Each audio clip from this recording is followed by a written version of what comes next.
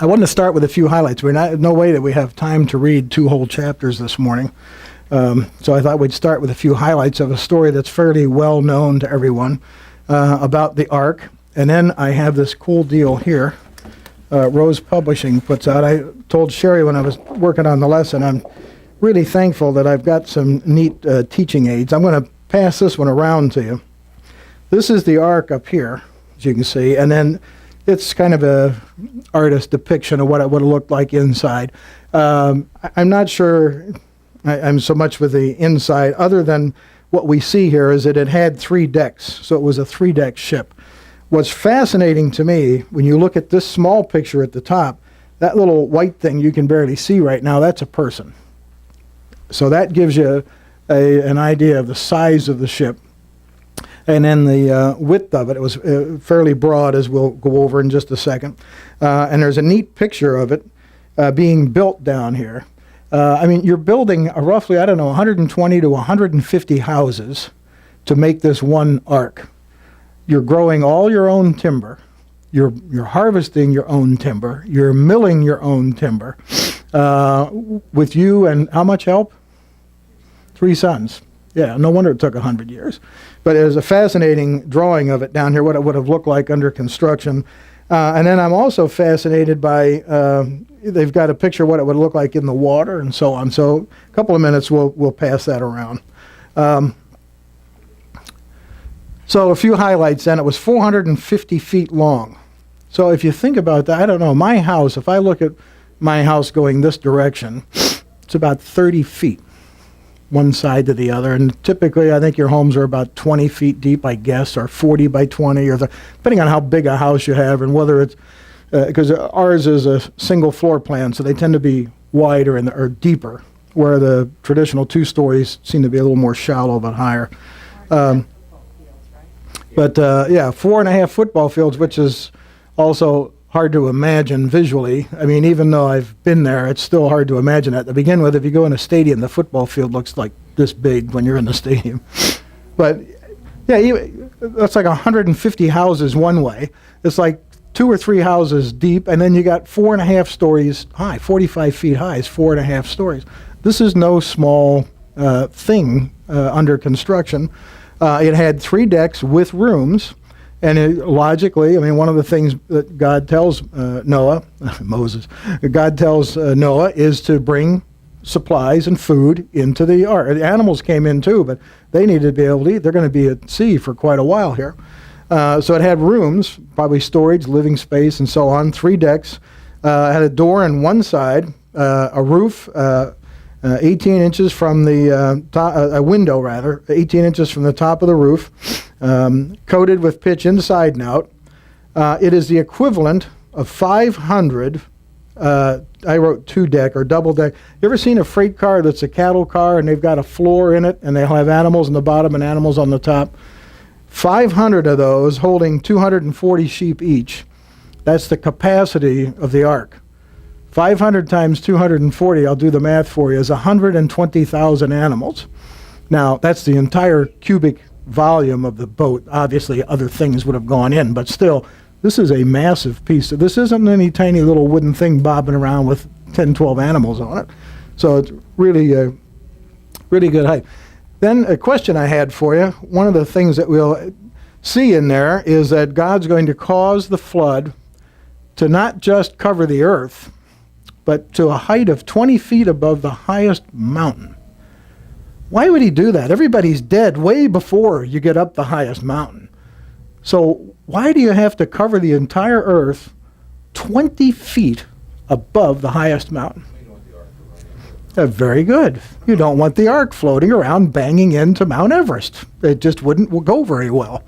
And for 1.5 years, while it floats around who knows where, you want it to be able to float anywhere. It's also logical that it would come down in some mountain range somewhere, given that the area that they were in to begin with. We don't know. You know, the whole Ararat, it's frozen in ice thing and all, there's all this speculation about it. Maybe so. Who knows? I used to think it wouldn't be possible, because even with pitch on it, wood eventually just decays like everything else. But I've been into archaeology for a little bit now, and they find trees that are easily, cedars of Lebanon that go back 2,000 and 3,000 BC. Just depends on the condition they're in, and you get something encased in ice, maybe, Would there have been ice on Mount Ararat at the time they settled in there? Why is one of the prevailing theories is it's encased in ice up there? So it sat down on this glacier when the floods went away? Why not? Before the flood, it would have been greenhouse. That's right. There wasn't an ice. We didn't have which is another challenge with at least my understanding of archaeology, chronology, and all these things, is where do you put the Ice Age in all of this? And even the Ice Age people, and these are all theories. We have no proof that this ever existed. But the Ice Age theory people, even with their science, know that before the first Ice Age, everything was green. So something happened after Noah that caused the polar ice caps. And the prevailing thought is that the flood, the nature of it, is what kicked the Earth off its axis. And then the poles began to form, and you started to have, the ice was created, and glaciers and all that process started after the flood. But at the time when Noah and them sat down on whatever part they sat down on, it would have all been green, or what was left of green anyway. So that's why, at least that's my theory about it, is 20 feet above the highest mountain. Had nothing to do with annihilating the population. That happened real quick. This had to do with the safety of the ark, because they're going to be in there well over a year. So then he's told to build something in a cubit. And so I share more math with you than you need, probably. I could have asked how many hand breadths are in a span. It's interesting to think about, and I don't know how long you've been a student of the Bible. Typically, the first time you ever study Noah, you learn a cubit is what? 18 inches or 6. Well, okay, 18 inches or what? Yeah, what? Yeah, the distance from the forearm to the tip of your finger. This distance is a cubit. Typically, people use 18 inches is what you hear. Of course, every one of us, I bet if I should have brought a tape measure. Let's measure the cubits in the room here, right? How is that going to work? But you also have to think about how intelligent people were back then. Now, clearly God taught, we've talked about this before, even Adam and Eve, God taught them things. But how intelligent man is. Yeah, you think about it.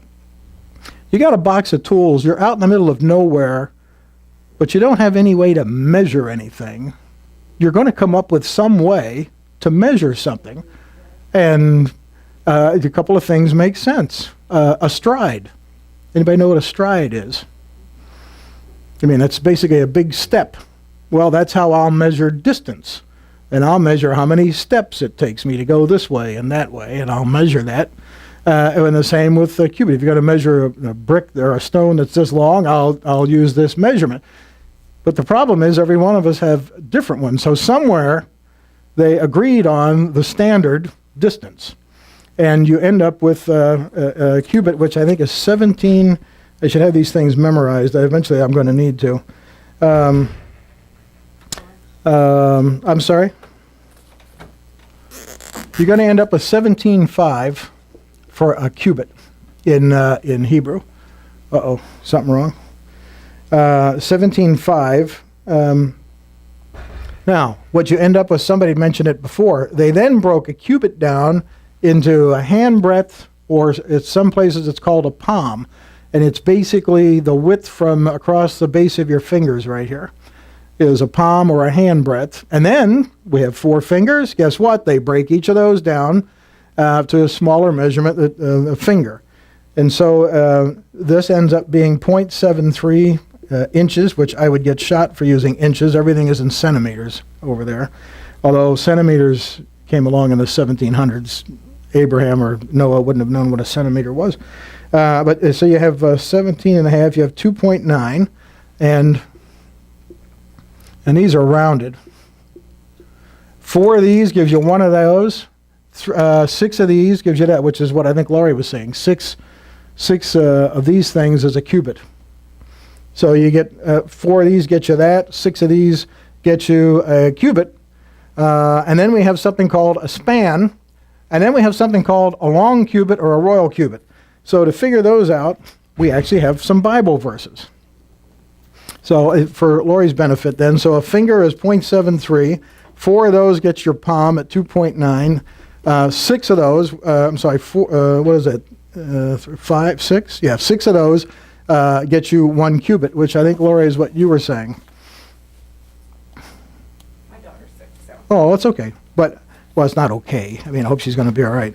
But you were saying that 6 hands get you a cubit, and that's what that is. Now, let's look at some of these for a minute. There's some Ezekiel references I wanted us to see. 40, Ezekiel 40, verse 5. Who has that?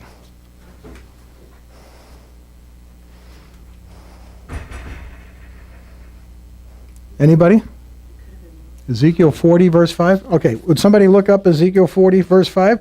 And would someone else look up Ezekiel 43? So I found my little note and didn't have the other note. Ezekiel 43 what? 13 and 17. Just 2 verses, 13 and 17. And then...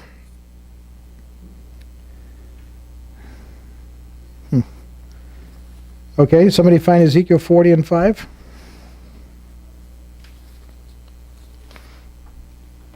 Ezekiel 45. 40, verse 5. Mhm. I saw a wall completely surrounding the temple area. The length of the measuring rod was 6 long cubits, each of which was a cubit and a handbreadth. He measured the wall. It was 1 measuring rod thick and 1 rod high. Okay, so it was 6 long cubits. We have a new word now, a long cubit. And she defined a long cubit as what? A cubit And a handbreadth. So that's where you get long, or in the Egyptian community, it's called a royal cubit. Philistines, same way, they call it a royal cubit. So you have basically, in our parlance, you have a yard and 4 inches or something to that effect. So a long cubit is a cubit plus a handbreadth. Then we go over to Ezekiel 43, verses 13 and 17. These are the measurements of the altar in long cubits, that cubit being a cubit and a handbreadth. Mhm. Its gutter is a cubit deep and a cubit wide, and a rim of 1 span around the edge. And this is the height of the altar. Yeah. And then 17, the upper ledge also is square, 14 cubits long and 14 cubits wide. All around the altar is a gutter of 1 cubit with a rim of half a cubit. The steps of the altar face east. So the span is a half cubit. So long is a cubit with a handbreadth, and a cubit and a span is a half cubit, or we would say a yard and a half. All right, try not to put you to sleep. We're going to do one more. Someone turn over to, I think it's 1 Samuel 17:4 and read a real famous verse for us. 1 Samuel, anybody? 1 Samuel 17:4.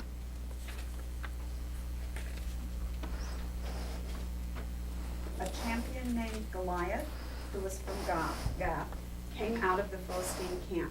His height was 6 cubits and a span. 9'5", or 6, I'm sorry. Yeah, cubits and a span, which is a half a cubit. Yeah, 9 foot 6. I mean, Shaq is, how tall is Shaq? Is that right, 7 something? Yeah, I think our basketball, we don't have any 8-foot tall basketball players, I don't think, do we, George? Deep end of the swimming pool. Yeah, and of course we know from other descriptions of Goliath that not only was he tall, the guy was massive, just from his shield and his javelin and all that sort of stuff, the weight of it and such. But there's another instance where they used cubits. And then the last thing I wanted to put up here, just so that you're completely knowledgeable of these things. The Egyptian, so we've got the Hebrew one down. Somebody super glued my pencil here. So the Egyptian one is 54 centimeters. I'm sorry. Ron will have to edit the tape. The Egyptian one is 52.4 centimeters, or 20.66 inches. And the Philistine one is 54 centimeters. I didn't write, 26. Yeah, 26 inches. And then, of course, each of them have a long version, which is the hand breadth. What's significant about this, or interesting about it, is in archaeology, when you're out excavating an Egyptian site, this is exact. I mean, and the Philistines, the same way. I sat through a presentation at ASOR on the Philistine cubit. I mean, every place the guy went, he had a rod measured to 54 centimeters as his cubic stick, and multiples of that rod, or some division of that rod, like a half of that rod or a rod and a half, fit every stone that the Philistines cut. And the same with the Egyptians. So one of the things, of course, this does, and it helps you if you're somewhere you don't know where you are and you measure enough of the stones, you can figure out, is it one of these three pieces of architecture? Was it built by one of these three measuring systems? And then, of course, this is just this. There's the whole ephah and all these other, for measuring dry weights. There's the weights for measuring like money and those kinds of things. There's distances, those sorts of things, which are also mentioned heavily in the Bible. But with Noah and the cubit, and us remembering Bill Cosby and what's a cubit, what's a cubit? It was probably 17 and a half inches long at the time of Noah. Now, the other thing I'll hit us with, and then I want to look at the questions in the lesson today. The flood story is not just a Jewish, Christian, Islamic flood story. There are many flood stories out there. We're not the only ones, which actually adds a lot of credibility to the Bible, frankly, as far as I'm concerned. The Sumerians, who go back, around 3,000 BC or so, something like that, they have a flood story in theirs. And in fact, their Sumerian kings list even has a break. They have kings before the flood and kings after the flood. The Babylonians, Gilgamesh, the story of Gilgamesh, or the saga of Gilgamesh, or something like that from the Babylonians, has a whole thing about the flood, and that they had to build a boat to save the animals, and so on. So we're not the only ones with a flood story. I wanted you to know that as well as we get into this. So let's go ahead now and have a look at this morning's questions. And the first verse we have is Genesis 6:3. And the question is, how long before the flood did God pronounce judgment? So that's Genesis 6:3.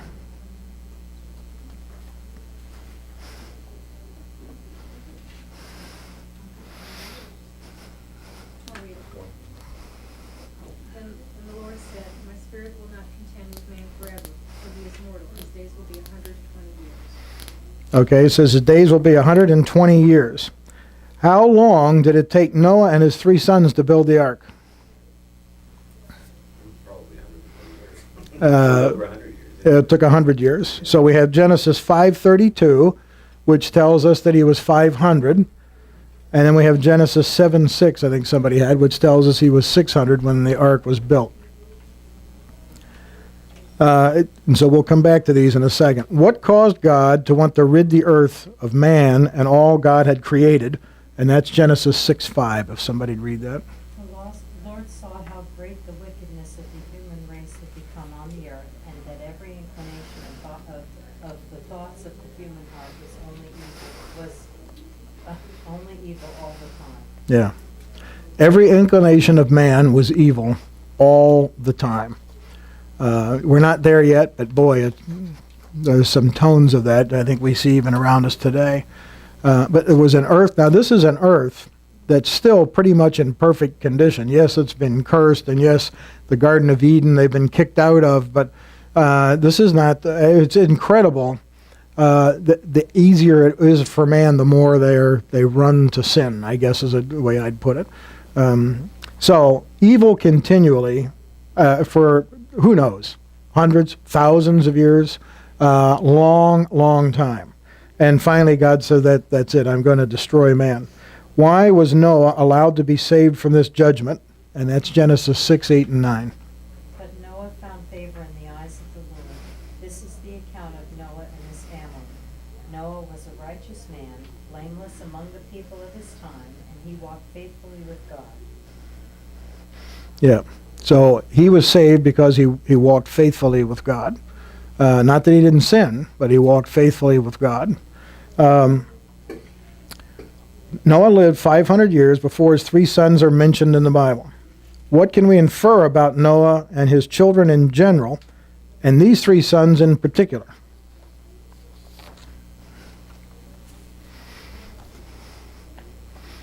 So what do you think?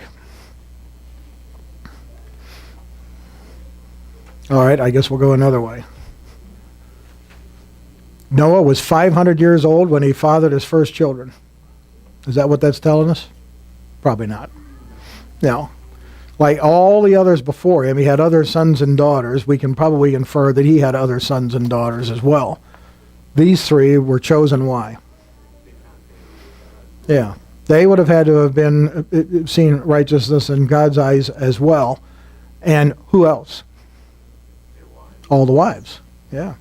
Yeah, because God was going to, those who thought of evil continually were all being judged and wiped from the face of the earth. So this small piece of Noah's family, God's going to save. We're getting a hand signal. Oh, shut the door? Okay. Yeah, noise level's getting too loud outside the classroom. There'll be a pause in the action while the action moves closer to the room. Yeah, so it's we know that his sons and the wives of he and his sons were following God, or at least trying to anyway, enough to where God recognized it and wanted to save them from all of the inhabitants on the face of the earth. I mean, that's almost, you could say, what's coming when Christ returns, is that the whole earth is evil. The whole earth. Can you imagine being the only and righteous really isn't the word. I'm sure Noah didn't think he was righteous, but can you believe the only followers of God on the earth, you and your family, is it, and everything around you is evil? What's the closest parallel to that in another story in the Old Testament where a family is surrounded by sort of corruption and evil and all of that? Sodom and Gomorrah. Yeah, here's Lot goes down there. Lot. And in spite of what Lot was, the Bible says that God saw him as righteous because he did believe in God, but he's surrounded, and of course he gave into it. Here, Noah and his sons did not. Okay, so question 6 was, from this one judgment, where God judges the earth and kills off everything that he created except what went in the ark, God reveals several truths to us about the coming judgment on the earth during the Great Tribulation, when man will be on the verge of self-destruction, and about the coming white throne judgment that will follow. What are some principles that we can see at work in the days of Noah? And let's read a couple of these. Genesis 8:21. The Lord smelled the pleasing aroma and said in his heart, never again will I curse the ground because of man, even though every inclination of his heart is evil from childhood, and never again will I destroy all living creatures as I have done. Okay, so Matthew 7:13 and 14. Enter through the narrow gate, for the gate is wide and the way is broad that leads to destruction, and there are many that enter through it. For the gate is small and the way is narrow that leads to life, and there are few who find it. Yeah. Matthew 24:37 and 38.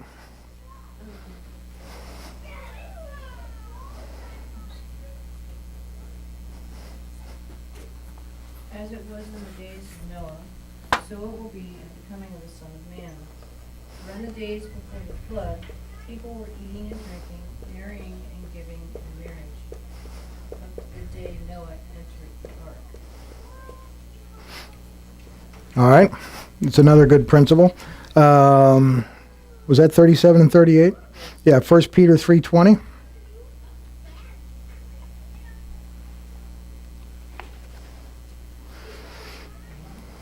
No? 1 Peter 3:20. How about, while somebody's looking for that, can someone else do Revelation 3:10 and 11?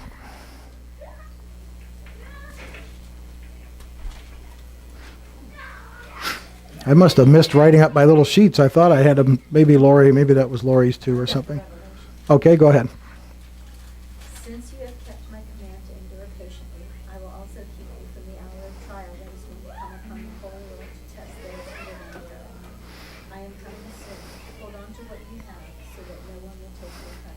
Yeah, I think it's fair to say Noah held on to what he had. And then we had the 1 Peter 3:20.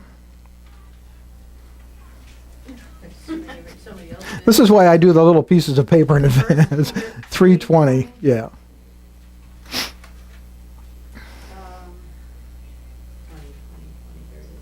To those who were disobedient long ago when God waited patiently in the days of Noah while the ark was being built, in it only a few people, 8 in all, were saved through the water.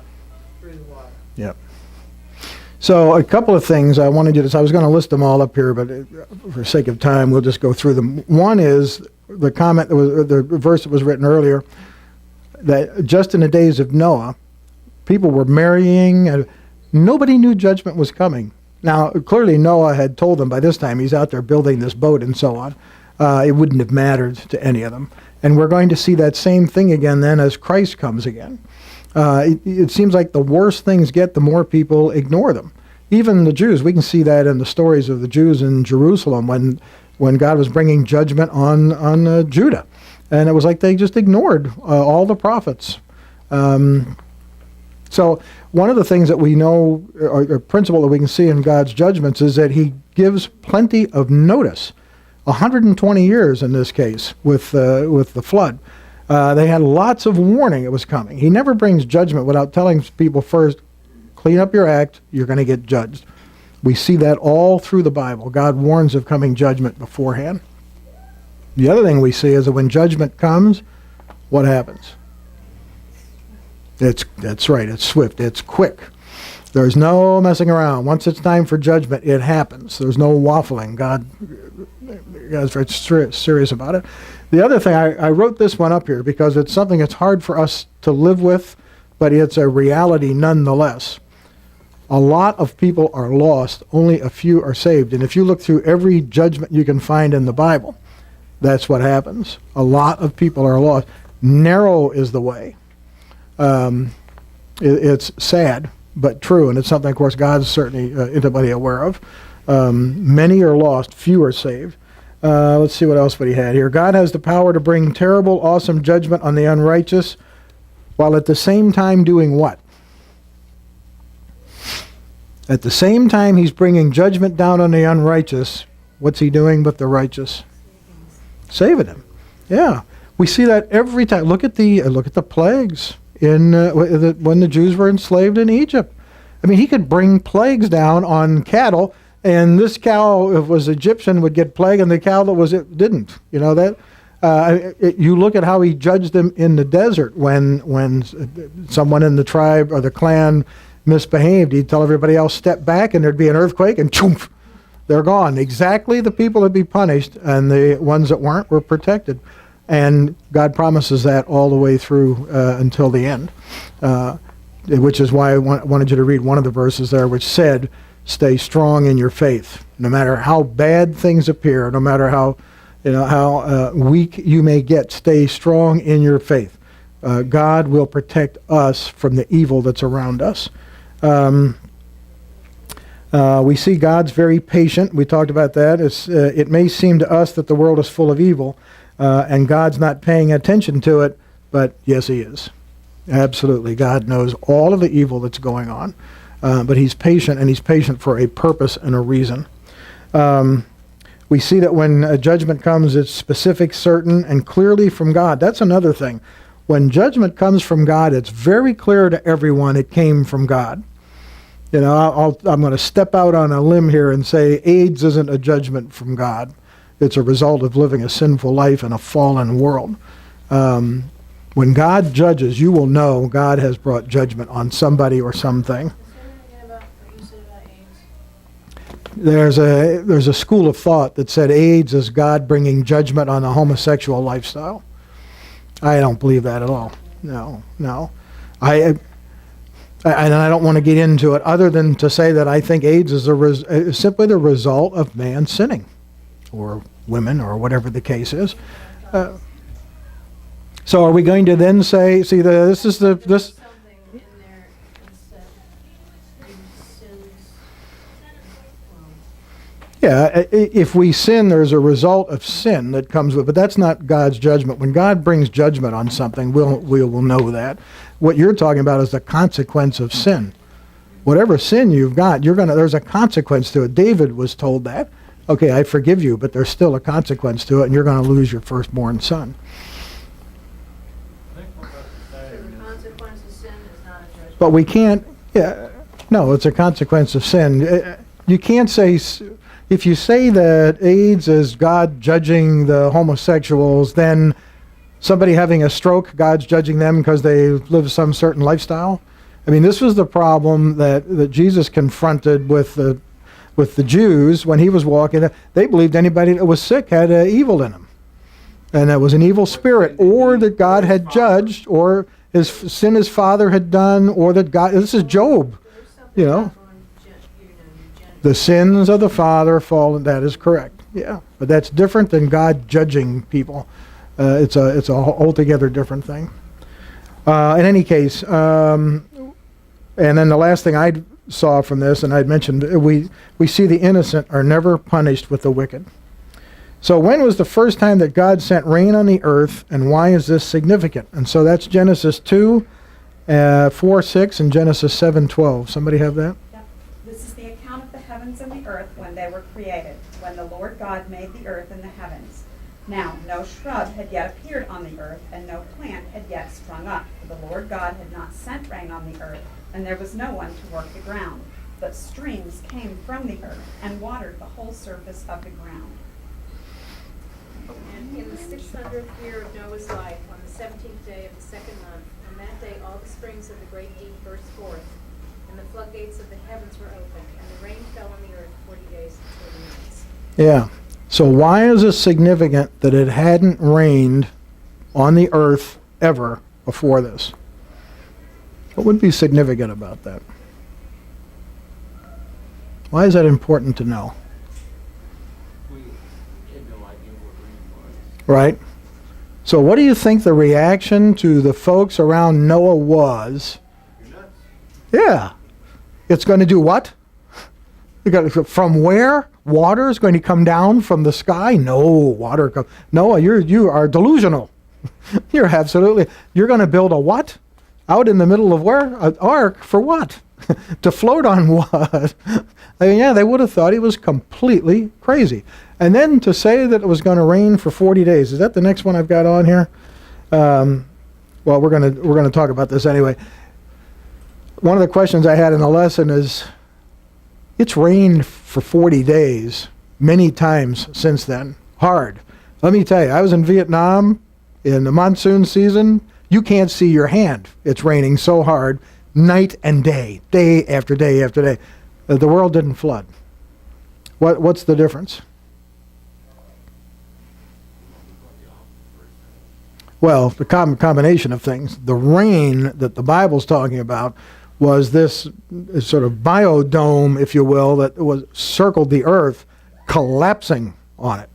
So it was the firmament, if you will, coming down to earth over 40 days. Just literally, you can just see it slow motion decaying over 40 days, coming down, while at the same time, all of the plumbing that God had built into the earth everywhere was exploding upward. You know, sort of a Yellowstone, everywhere you looked kind of environment, going up while this is coming down. I mean, it was a catastrophic destruction of the earth. It was enormous, just absolutely enormous. Clearly, no one would have survived even the first day of it. So, prior to it, trying to tell people that, yeah. So, what do you think the reaction is when you hold up, say, the book of Revelation to folks? Look at what's coming. Look at these two, the 7 horns mean, what? You're delusional. But no, God's very specific. His word is very specific, and he did exactly what he said he would do. But we need to understand that the rain that came for 40 days was the collapsing of the environment around them. So, for example, when they finally step out of the ark, they're the first people to see blue sky. The theory is that the sky was probably a jade or emerald green prior to that because of the effect of the protective sort of, I keep calling it a dome, that was around the Earth. It would have made it sort of a greenish hue. Now that's gone, except for what little bit of ozone is still there protecting us from the sun. And so we have blue sky now. So they stepped out into a totally different world, if you can think about that. The only animals on the entire planet are in this boat with them. The only food they've got are in this boat with them. The only people on the earth are these people they've been in this boat with for, a year plus, 150 days after the flood. I think they finally came out, something like that. You imagine? I mean, just first of all, you've lived through this horrific cataclysmic event, and now you're looking out, perhaps from a mountaintop, and all you can see forever is just forever. Your reality is right there. I mean, wow. Now, before I forget, I'll try to finish the lesson. Before I forget, there's a movie, or perhaps two movies, coming about Noah in March. And they showed the previews to one of them at the Willow Creek conference that we went to. It looks impressive. It really looks impressive. And it tries to address some of those questions. What would that have been like when they stepped off that ark the first time? What was it like for a year plus being in there and caring for all these animals? So, question 8, upon examining the facts surrounding Noah's proclamation of what God was about to do and how he would do it, what parallels can we draw regarding Christ's proclamation concerning his return in final days of the Great Tribulation? And that's what we talked about. The parallels are exactly the same. We're trying to tell people today, we're trying to describe cataclysmic events that we haven't even experienced. What's coming, it says, is like nothing that's ever happened on the earth before. So we're going to get a similar reaction that Noah got. How long did it take Noah and his sons to gather up all the pairs of animals that lived in the ark? And so that's our Genesis 7, 4 through 10 verses. For after 7 more days I will cause it to rain on the earth 40 days and 40 nights, and I will destroy from the face of the earth all living things that I have made. And Noah did according to all that the Lord commanded him. Noah was 600 years old when the flood waters were on the earth. So Noah, with his sons, his wife, and his sons' wives, went into the ark because of the waters of the flood. Of clean animals, of animals that are unclean, of birds, and of everything that creeps on the earth, 2 by 2 they went into the ark to Noah, male and female, as God commanded Noah. And it came to pass after 7 days that the waters of the flood were on the earth. Yep. And so, It took them a week. yeah, it took them a week, and that's because God basically herded all the animals there, called them to the ark, and then they would sort of get processed in. Okay, we'll take the elephants next, bring them up here, that sort of thing. But it took a week to them to get everything in and get ready to get going. And then I asked the question, once the ark was loaded with everything needed, including all of Noah's family, how did they close the very large and extremely heavy door? That's in 7:16, and of course it says God shut them in. Did the floodwaters literally cover the entire planet, or simply the known earth at the time? And how do we know this? And that's Genesis 7:17 to 20. For 40 days the flood kept coming on the earth, and as the waters increased, they lifted the ark high above the earth. The waters rose and increased greatly on the earth, and the ark floated on the surface of the water. They rose greatly on the earth, and all the high mountains under the entire heavens were covered. The waters rose and covered the mountains to a depth of more than 15 cubits. Yep, and it's the earth. There's no way, particularly if you're going to cover the highest mountain up to 15 cubits above the peak of it, it's going to have to be the whole earth, because you're not going to be able to do that in just one little section of land or something, unless they're all on the Hawaiian Islands, and wouldn't that have been nice? Then question 12, was the flood caused simply by the fact that it rained for 40 days?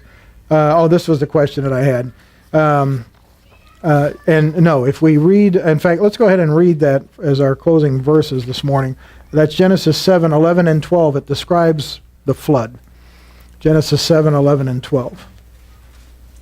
In the 600th year of Noah's life, on the 17th day of the second month, and on the flood, on that day all springs of the great depth burst forth, and the floodgates of the heavens were opened, and rain fell on the earth for 40 days and 40 nights. Yep.